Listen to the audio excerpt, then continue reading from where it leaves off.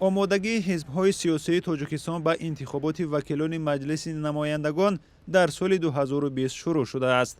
масъулони ҳизбҳо мегӯянд намояндаҳои худро ба комиссияҳои ҳавзаҳои интихоботӣ барои назорати ҷараёни интихобот пешниҳод карданд. вақте ки мо вориди парламон шудем, мақсади мо аз ин иборат аст ки бояд кӯшиш кунем, ғайрат кунем ва баробари ин талош кунем ки курсиҳои парламонро нисбатан зиёдтар ба даст орем. дар ҳизби социалистӣ бо як намояндааш ки аввалин давраи 5-солаи парлумониро таҷриба мекунад, ба шаффофияти интихобот бовар доранд. интихоботи вакилони маҷлиси намояндагон дар соли 2020 бе ширкати дар гузашта ҳизби мухолифи нерӯманд, ҳизби наҳзати исломӣ ки фаъолияташ манъ шуд, баргузор хоҳад шуд. 7 ҳизби сиёсии амалкунанда метавонанд дар 41 ҳавзаи интихоботӣ номзадҳои худро барои соҳиб шудан ба курсиҳои парлумон пешниҳод кунанд. ҳизби демократӣ ки бештар аз 37 000 аъзо дорад, ба ҳавзаҳои интихоботӣ феҳристи нозирони худро пешниҳод кардааст. масъулони ҳизб мегӯянд, ҳоло барои интихоби номзадҳо фурсат доранд.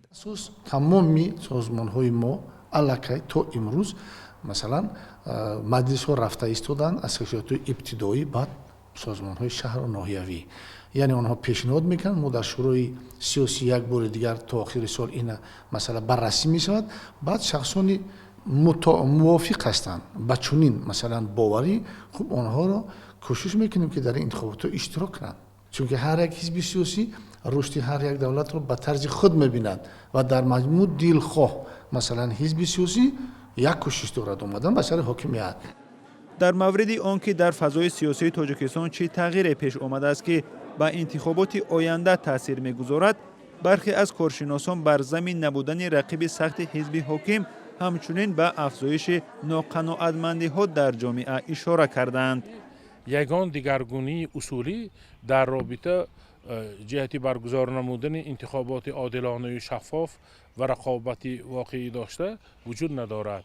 танҳо дар як моҳ то 20 рӯз пеш аз интихобот ба ҳизбҳои сиёсӣ имконият медиҳанд ки тариқи телевизион ва радиои давлатӣ ки таъсири муассир дар ташаккули афкори ҷамъиятӣ доранд, шароҳид фароҳам оранд ва ин ба вуҷуд овардани заминаҳои иҷтимоӣ ва тағйири тафаккури мардум таъсиргузор нест.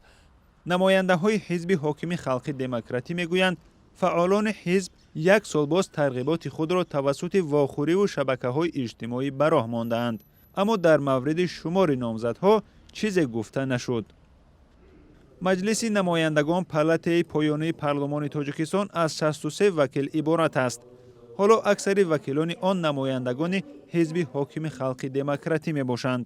нозирони умур як сабаби хомӯшии парлумони тоҷикистон дар баробари масоили муҳими ҷомеаро маҳз кам будани теъдоди намояндагон аз ҳизбҳои дигар, ба хусус аҳзоби мухолиф медонанд. шодмон ятим, озодии душанбе.